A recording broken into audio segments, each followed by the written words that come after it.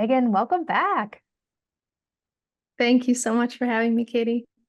I loved our first conversation. I'll link to that in the show notes if you guys haven't listened yet. We talked about the importance of community and how to cultivate it. Also, as a counterpoint, the importance of intentional solitude.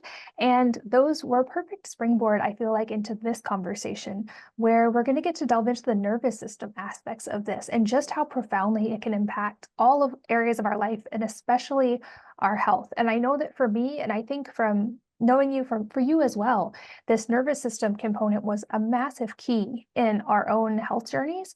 And I think for you, this one actually started really early. So if you're willing to share, I would love to hear sort of how you came to understand this and then how you came to work with it in your own healing. Yes, thank you. Um, I, I didn't really think much of it until recently. I've done quite a lot of work on healing the nervous system as it relates to my entry into the world. My mom had a traumatic birth with me. I was in the hospital for 10 days after being born. I didn't have that skin to skin contact, even the exposure to colostrum. Prior to breast milk was important, and I didn't get a lot of that. And it set up this situation for me to where my nervous system was relatively dysregulated. And I have a lot of memories, even early childhood, of just being quite nervous, right? Things that um, typically wouldn't make somebody nervous. I was always in the heightened state, right? So the difference between being in the sympathetic nervous system, right, which is the fight or flight, the racing heart, the constriction of the dilated pupils in the eyes, right? You're ready to face what's coming at you. And although many of our stressors now are not the same as what they used to be, it's not some life or death situation. Internally, the way that the body functions, you don't really know that. So the body has a hard time healing when you're in more of the sympathetic state rather than the parasympathetic state, which is this rest and digest, right? You are able to relax. The body is able to focus on genuine functioning in a way that you can't when you're in the sympathetic state more often.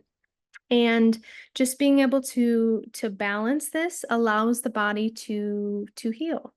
And now I'm a part of a wellness facility in South Austin that connects through nervous system regulation. So all modalities have to do with regulating the nervous system and allowing people to connect more deeply with themselves, in addition to connecting with others. And, it took me until now, 34 years of age to look back and to see all of these, various autoimmune issues that I've had, even being diagnosed with type 1 diabetes at the age of 12. I was able to reverse almost everything. Even my insulin sensitivity has actually gotten much, much better just in understanding how to further connect with myself and how to, regulate my body in a different way. And, there's not much that's more powerful than that. That's amazing. And like you, I've told the story before, so I won't go into great detail here, but that nervous system regulation and addressing that trauma piece was the most impactful one for my health because I had been doing a lot of the other modalities for so long and they were so beneficial, but they weren't able to be maximally beneficial until I addressed that nervous system component. And then so effortlessly, all of those things started becoming so even more beneficial and my health started improving so drastically. So this is an area now I talk about often, kind of any chance I get, because I just have seen firsthand in my life how vital this is and how it kind of works both ways, where if you are in a nervous system dysregulated state, you can be doing all the things on paper that look perfect, and they're not going to have the greatest impact. Whereas if you can figure out the nervous system piece, you get so much more leeway and all of the things you do actually become much more impactful and you have more resilience against little things and that could have made your health so much worse. And so for me, the autoimmune side was Hashimoto's, which I no longer have. And it's helped me to also realize just how incredibly capable our bodies are of healing and how they always want to move toward healing if we support them in the ways they're asking for. And I feel like this nervous system piece is the piece we don't talk about enough yet when it comes to supporting our bodies in healing. I'm curious for you, were there any modalities that were really synergistic with addressing the nervous system side, or practices that you rely on? Or I know that you have so many modalities available at Kuya. What do you feel like are the most impactful starting points for someone who's wanting to address this piece? Yeah, that's a great question. The one for me that has been very impactful is I've worked with different like homeopathic remedies to heal underlying root emotional distress, right? So I've been on various protocols. I've worked with a woman who lives in Portugal, and she has been pretty foundational in a lot of my most recent healing. Another big piece is just the idea of my body can heal. My body is fully capable. Us as individuals, we're made up of a collective of various communities of cells and organs and microorganisms. And when they're not communicating well, when they're not in regulation together, then everything starts to get thrown off. And a lot of times those symptoms don't show up initially. It takes time for that to show up, but continuously balancing the nervous system, being in a state that's relaxed, right? Doing your best to, avoid the coffee first thing in the morning and set your schedule up to where your deadlines aren't stressing you out. It's hard to do in today's day and age. But it makes a huge impact on the body. And another modality that I participate in often, and this is at Kuya, is our sauna cold plunge. And this has been, widely known. People talk about sauna cold plunge like crazy nowadays. But as you mentioned, the connection to regulating the nervous system, right? We have this like hormetic stress that is being produced in the body. You are inviting a stressful situation. So when you relieve yourself of that, anything else stressful is actually not as stressful. You're doing the hard thing to kind of build more of this resilience as a human being. And the cold plunge specifically, right? It activates the vagus nerve, one of the longest nerves in the body that connects to all the organs. So again, this community of organs, getting them all on the same page together, right? Reducing inflammation, connecting to self, connecting to your breath, regulating your heartbeat. And then similar in the sauna, right? You're actually elevating your heart rate. You are in an environment that is hot. So initially the body feels a little dysregulated, but over time the muscles start to relax. You're able to detox the body. And then especially when you leave that environment and you have that temperature drop, you have this relaxation that helps with sleep, that helps activate the parasympathetic nervous system. And doing so in a community setting, connecting with others that are also in search for that same regulation, is a big part of that healing process as well. Yeah, I think this is the perfect dovetail where that community aspect comes into play. And also just knowing from being in proximity of others, there's actually a beneficial effect on everybody's nervous system. I know you as a doula as well, you probably know this, but I found it fascinating that babies' nervous systems are almost entirely co-regulated by their caregivers when they're really young. And so our nervous system state actually, of course, drastically impacts babies that we're taking care of, but also has an impact on everyone in our life and vice versa. And so I feel like the community aspect in conjunction with any of these modalities can really increase the effectiveness and how rapidly it can work in your life.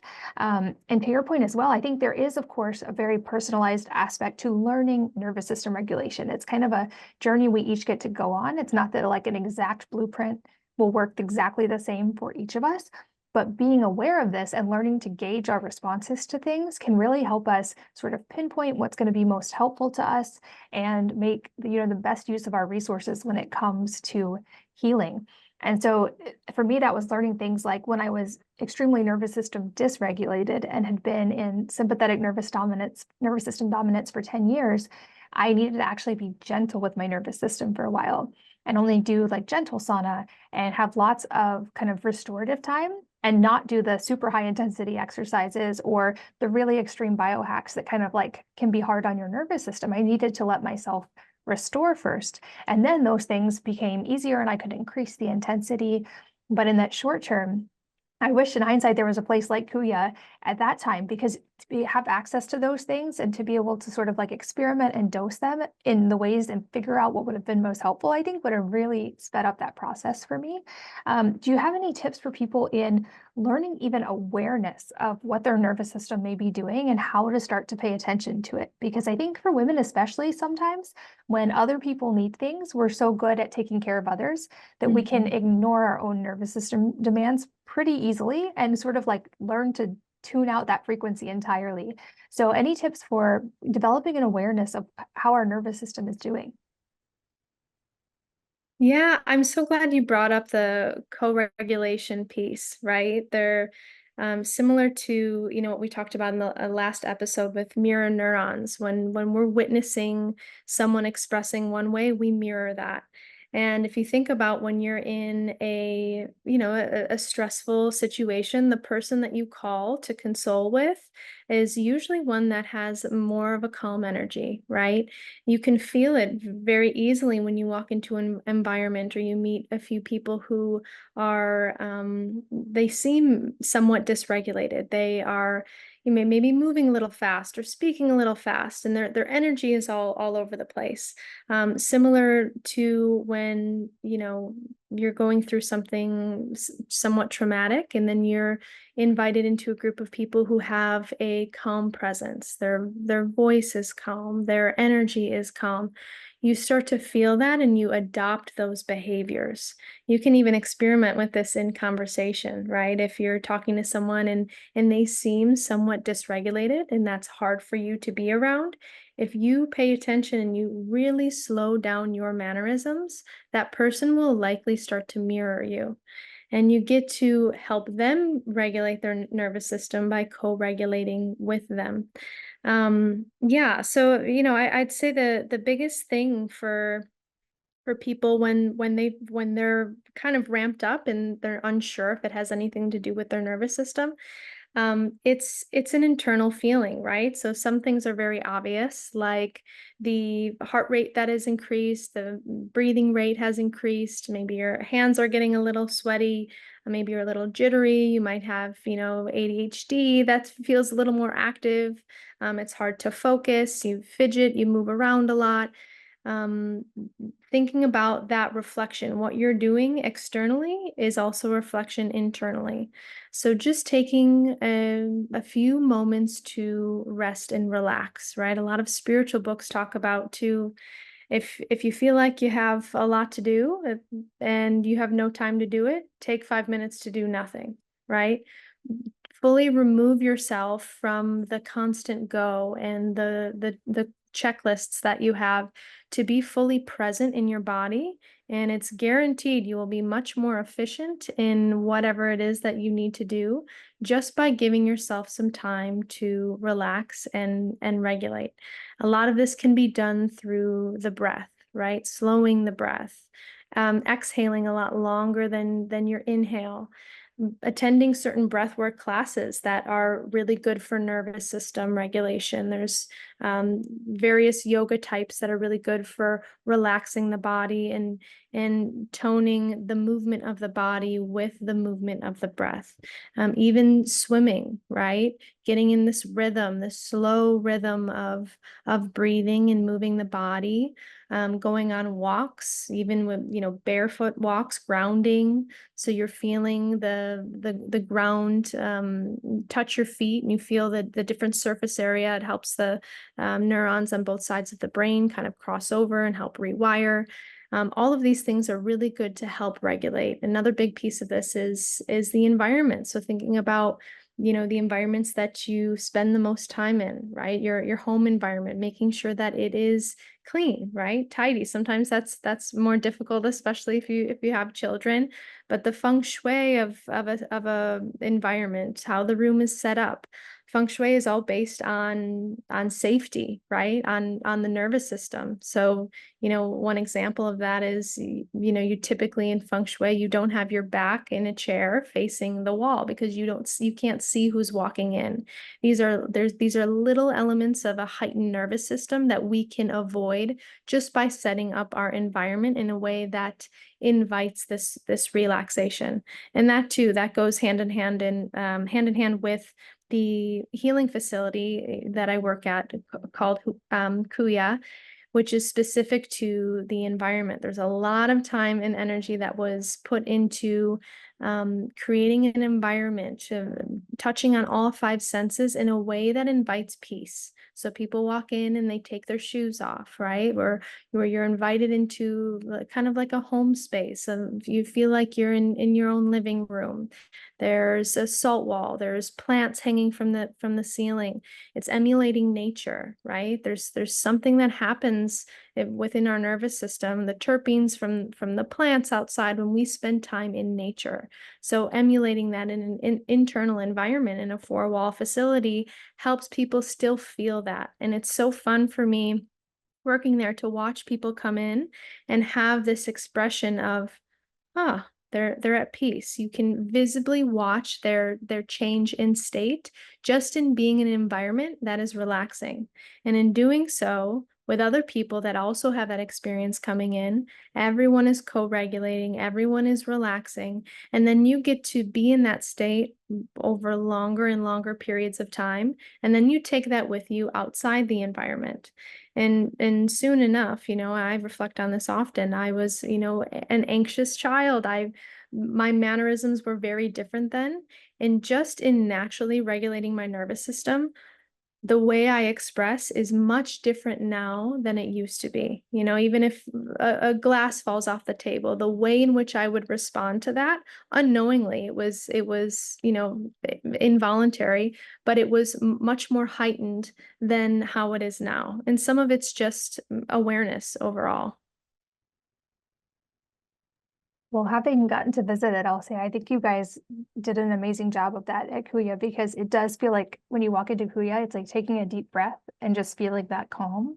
And then of course you have so many modalities that even take you deeper into that calm nervous system state and the community that we've talked about.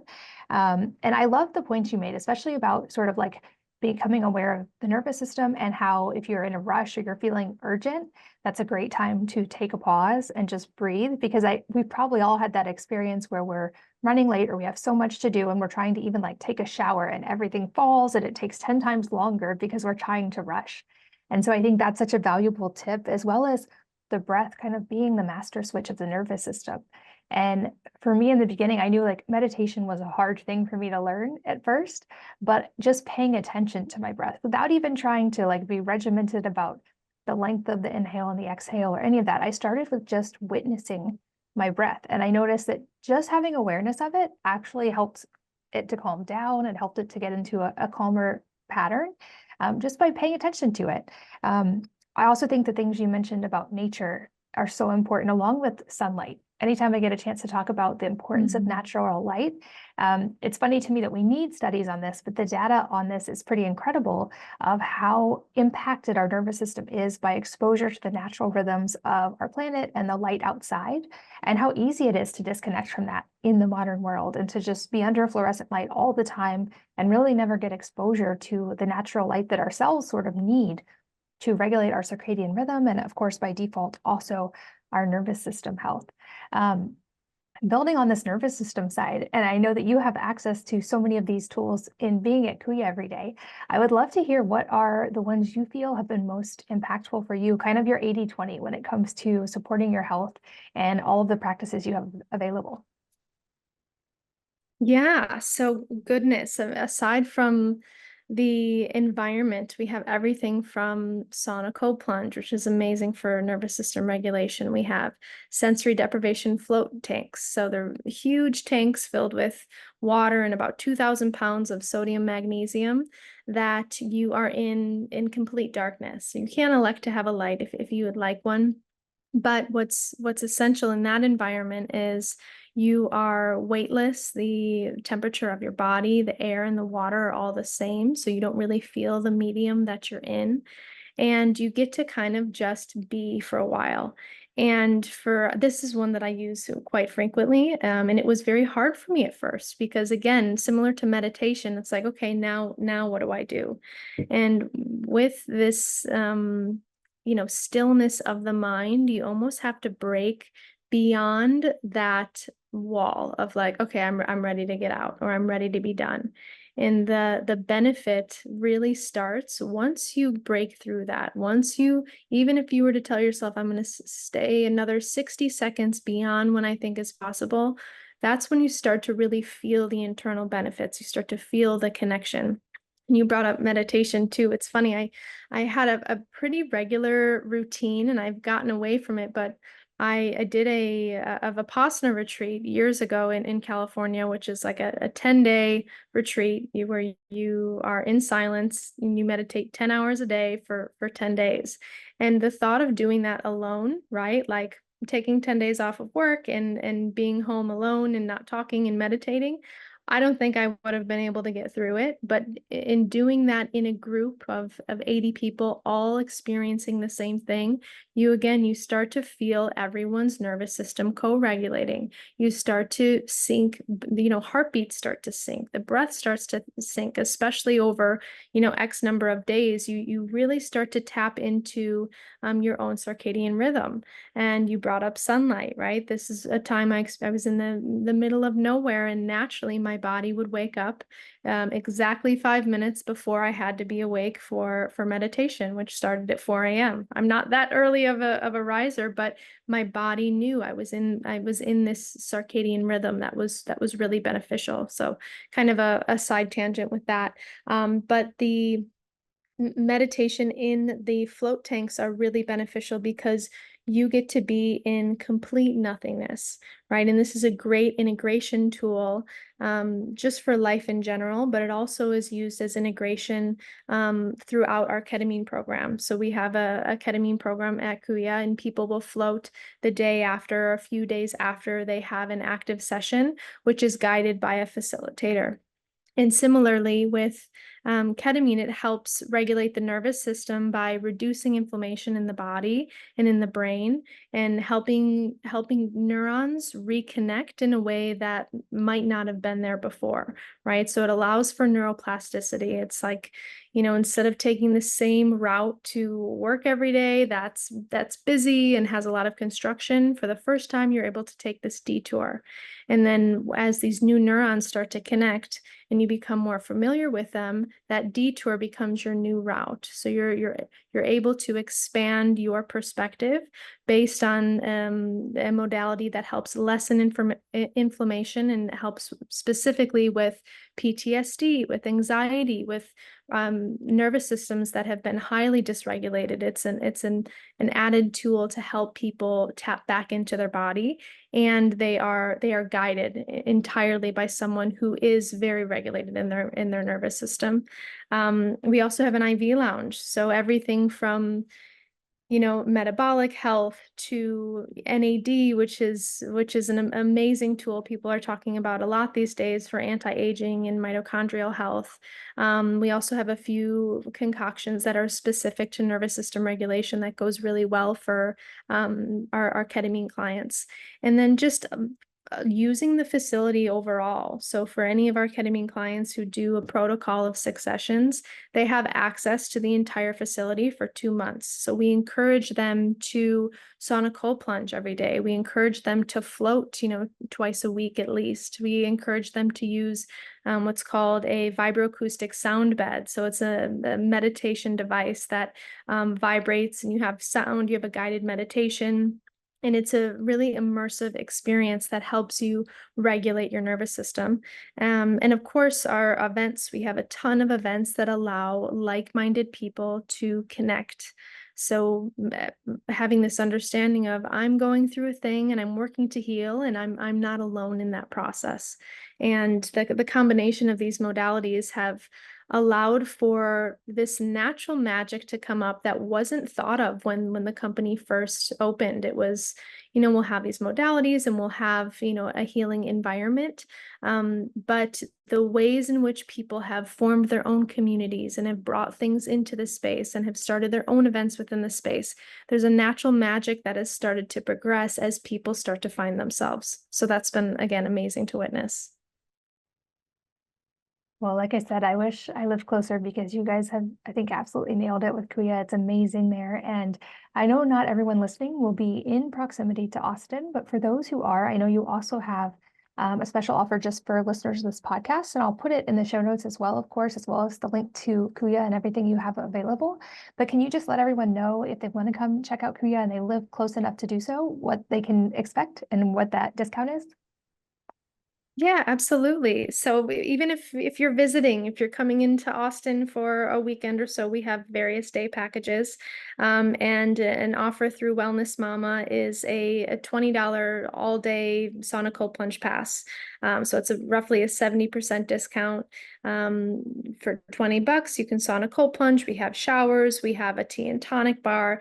All the other modalities are available. And if you do happen to live in Austin and you sign up for a membership, we'll waive an initiation fee and we'll also give an additional 25% off on the first month.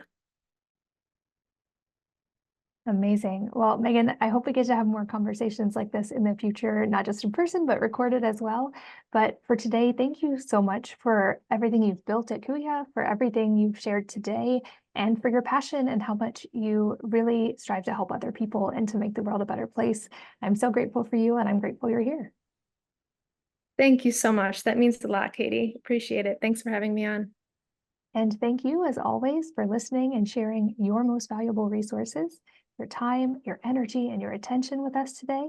We're both so grateful that you did, and I hope that you will join me again on the next episode of the Wellness Mama podcast.